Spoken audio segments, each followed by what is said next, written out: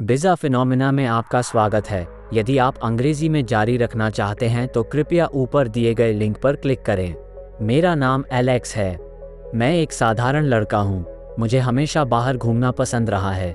मैंने लंबी पैदल यात्रा, दौड़ने और अपने आसपास की दुनिया का पता लगाने में अनगिनत घंटे बिताए हैं। किसी भी दिन आप मुझे कैजुअल कपड़ों में पाएंगे। मुझे अपने पैरों के नीचे की धरती का एहसास पसंद है। उस सुबह तक मेरा जीवन उतना ही सामान्य था जितना हो सकता था जब मैं पूरी तरह से अप्रत्याशित जगह से उठा। ये कहानी है कि कैसे मैंने खुद को एक रहस्यमय द्वीप पर पाया और उसके बाद की असाधारण यात्रा की।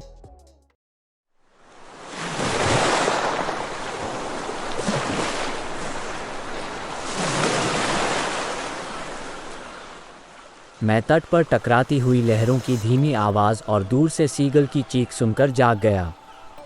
सूरज अभी उगना शुरू ही कर रहा था। हर चीज़ पर सुनहरी चमक बिखेर रहा था। मैं एक रेतीले समुद्र तट पर लेटा हुआ था। मेरे कपड़े समुद्र से गीले थे। आखिर मैं यहाँ कैसे पहुँचा? आखिरी चीज़ जो मुझे याद है वो थी अपने कमरे में सो जाना। जैसे ही मैं बैठा, मैंने जो कुछ हुआ था उसे एक साथ जोड़ने की कोशिश की। घने जंगल से घिरा समुद्र तट दोनों दिशाओं में अंतहीन रूप से फैला हुआ है। मेरा दिल विस्मय और भय के मिश्रण से धड़क उठा। मैं अपने कपड़ों से रेत साफ करते हुए खड़ा हुआ और नमकीन समुद्री हवा की गहरी सांस ली। मुझे ये पता लगाना था कि मैं कहाँ था और यहाँ कैसे पहुँचा।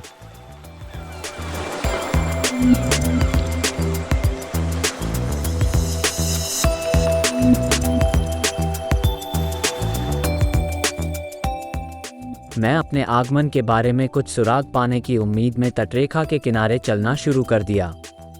समुद्र तट प्राचीन था, मानव हाथों से अछूता था।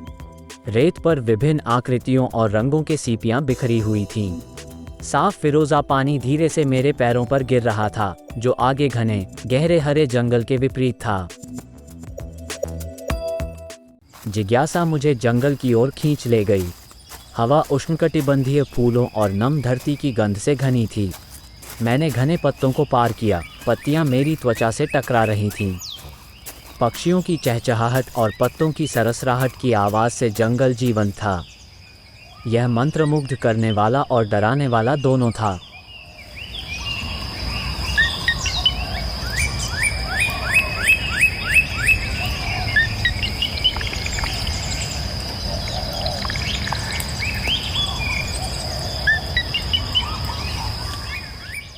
जैसे जैसे मैं गहराई में गया, मेरी नज़र एक छिपी हुई गुफा पर पड़ी, जो मोटी लताओं से आंशिक रूप से अस्पष्ट थी।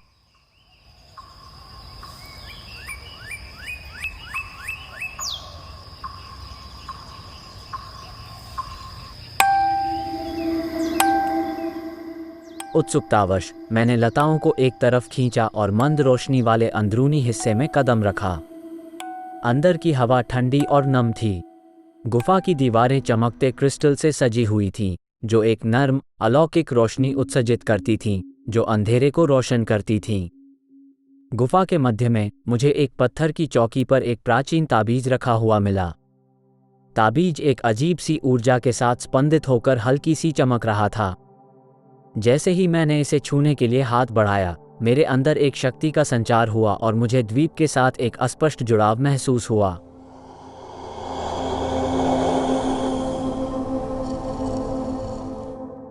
ताबीज मेरी स्थिति को समझने की कुंजी थी।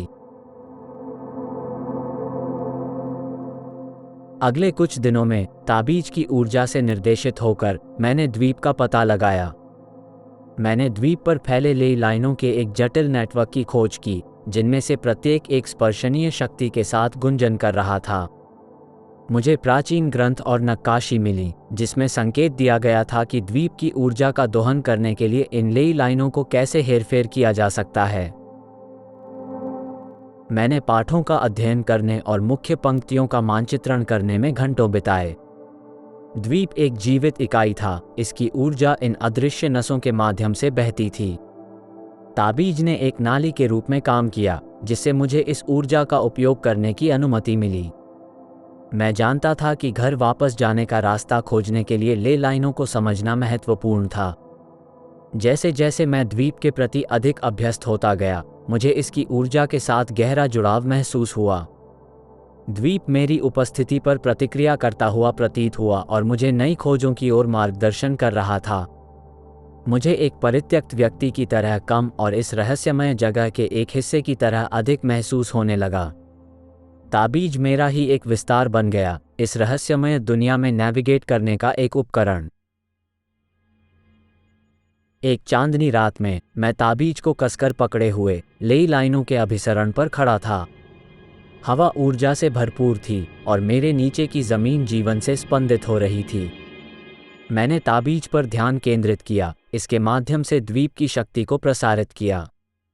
जैसे ही मैंने घर वापस आने की अपनी यात्रा की कल्पना की, मेरे चारों ओर हवा चमक उठी।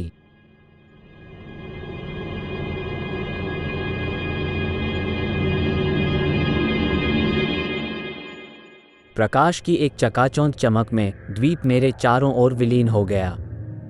जब मैंने अपनी आंखें खोली तो मैं अपने शयन कक्ष में वापस आ गया था। मेरे हाथ में अब मंद चमकता हुआ ताबीज था।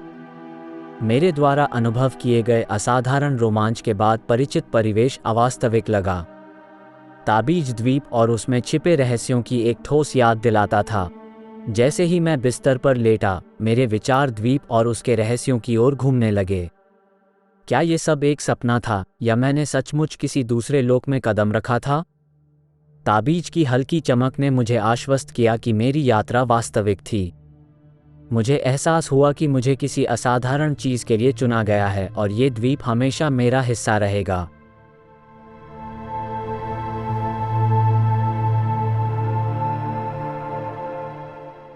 मुझे आशा है कि आपको वीडियो पसंद आया होगा। यदि आपने किया है तो कृपया वीडियो को लाइक करें और चैनल को सब्सक्राइब करें। आप में से अधिकांश जो देखते हैं उन्होंने सब्सक्राइब नहीं ली है, इसलिए अपडेट रहने के लिए नोटिफिकेशन बेल दबाएं। इस कहानी को दोस्तों और परिवार के साथ साझा करना ना भूलें। आपका समर्थन बहुत मायने रखता है। देखने के लिए धन्यवाद और मिलते हैं अगले वीडियो में। अलविदा, फिर मिलेंगे।